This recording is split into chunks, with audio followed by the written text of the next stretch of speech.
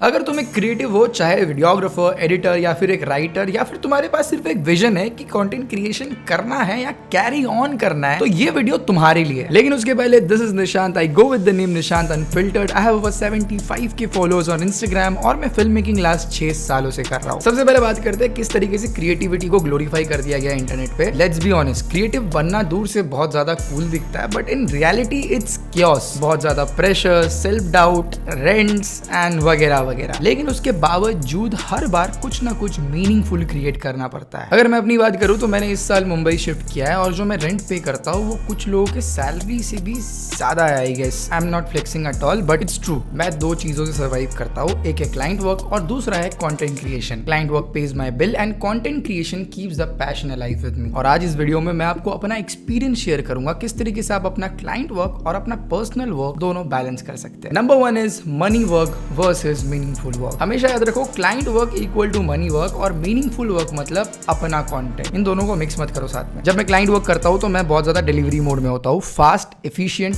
And professional. और मेरा process बहुत ही सिंपल है। मैं पहले क्लाइंट से पूरा ब्रीफ ले लेता हूं, फिर मैं अपना प्लान उसे सेंड करता हूं और जब इसके बाद क्लाइंट उस प्लान को अप्रूव करता है उसके बाद ही मैं एग्जीक्यूशन करता हूं। और मेरा एक रूल है जो कि मैं एडिटिंग में फॉलो करता हूं, वो है 2 करेक्शन के बाद एवरीथिंग विल बी चार्जेबल। इससे क्लाइंट भी हिसाब में रहता है एंड मैं भी फोकस में काम कर पाता हूं। लेकिन जब मैं अपना काम करता हूं मैं बहुत ज्यादा स्लो डाउन हो जाता हूँ, एक्सपेरिमेंट्स करता हूँ, डिटेल्स पे काम करता हूँ और बहुत ही ज्यादा फोकस में रहता हूँ, क्योंकि ग्रोथ वही है जहाँ पे तुम आइडियाज को एक्सप्लोर करते हो। Number 2, fix your content days. भाई मैंने अपने कंटेंट के लिए और क्लाइंट वर्क के लिए सेपरेट डेट फिक्स करके रखे हैं। ऑब्वियसली हम सब ह्यूमन है तो कभी कभी फॉलो नहीं होता है, बट प्लान यही होता है कि Monday to Thursday client work और फ्राइडे टू संडे मेरा अपना काम। और कभी अगर ये रूटीन टूट जाए due to health, sudden plans या फिर बहुत ज्यादा टायर्डनेस, तो मैं सिर्फ इतना करता हूँ कि मैं अपने फोन के नोट्स पे अपने आइडियाज को लिखते रहता हूँ या कुछ भी स्क्रिप्टिंग वगैरह कर लेता हूँ जिसमें एफर्ट्स नहीं लगता, क्योंकि once you lose the momentum you lose everything. Number 3, build a system not a mood. Motivation का इंतजार मत करो दोस्त, सिस्टम बनाओ, ऐसे हैबिट्स बनाओ कि जो तुम्हारे काम को ऑटोमेट कर दे। अगर तुम अच्छा पैसा कमा रहे हो अपने क्लाइंट वर्क से तो इन्वेस्ट इन योर वर्क। भाई एक एडिटर हायर कर लो, एक साथ में अपने फ्री डेज में 3-4 कंटेंट शूट कर लो और उसे स्क्रिप्ट और आइडियाज और कॉन्सेप्ट ये सब चीजें उसे भेज दो। इससे आप कंसिस्टेंट भी रहोगे और तुम्हारे अंदर एक रिस्पॉन्सिबिलिटी भी रहेगा कि you have to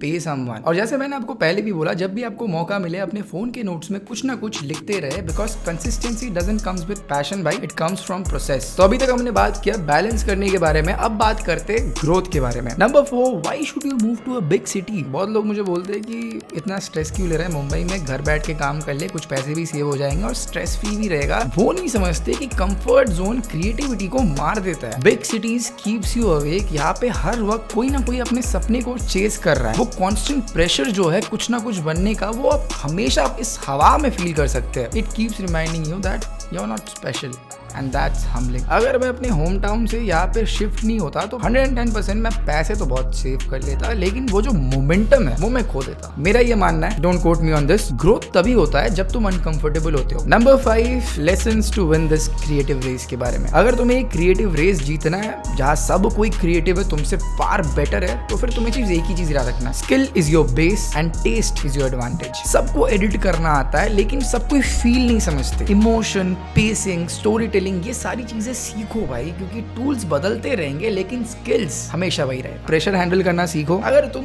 5 deadlines, 3 pending काम, ये सब के बीच में भी अपना काम कर रहे हो तो भाई तुम लंबे रेस के घोड़े हो। ट्रेंड्स के पीछे मत भागो, अपने आप पे ध्यान दो। ट्रेंड्स है ना, ये आते जाते रहेंगे, लेकिन तुम्हारा जो स्टाइल है वो लोगों के बीच में हमेशा रह जाएगा। अपने खूबियों को जानो और अपने कमियों पे काम करो। Learn how to switch off भाई, रेस्ट लो, फैमिली के साथ टाइम बिताओ, अपने लव्ड वंस के साथ टाइम बिताओ, स्विच ऑफ हो जाओ कभी कभार। नहीं तो ज्यादा काम करोगे और ज्यादा इस प्रोसेस के बारे में सोचोगे तो क्रैश हो जाओगे। जब आप पीस में रहते हो तो आइडियाज वहीं से आते हैं। सो हाँ, कंटेंट क्रिएशन इतना इजी नहीं है जितना तुम्हें लगता है। अगर तुम क्वालिटी कंटेंट की बात कर रहे हो, ऐसे वाले नहीं। तुम खुद से 1000 सवाल पूछोगे कि ये क्यों नहीं हो रहा, कब तक वेट करूंगा, कब तक करते रहूंगा। But if you can manage to balance between your bread and your passion, तो भाई 4 चांद लग जाएंगे तुम्हारे जिंदगी में। Because end of the day we don't create for followers और for money, we create to feel alive. See you next.